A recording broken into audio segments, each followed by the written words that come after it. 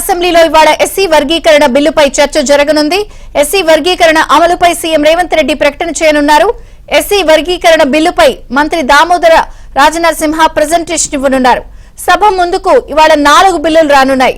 న్యాయవాదుల సంక్షేమ నిధి, క్లర్కుల సంక్షేమ నిధి, మున్సిపల్ చట్ట సవరణ బిల్లులను రేవంత్ ప్రవేశపెట్టనున్నారు. పంచాయతీరాజ్ చట్ట సవరణ బిల్లును మంత్రి సీతక్క ప్రవేశపెట్టనున్నారు.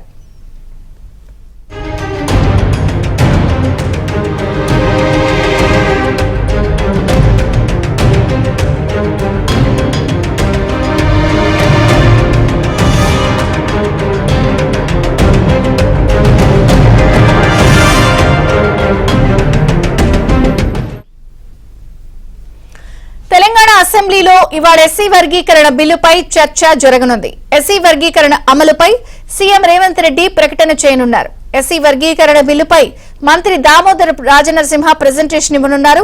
సభ ముందుకు ఇవాళ 4 బిల్లులు రానున్నాయి.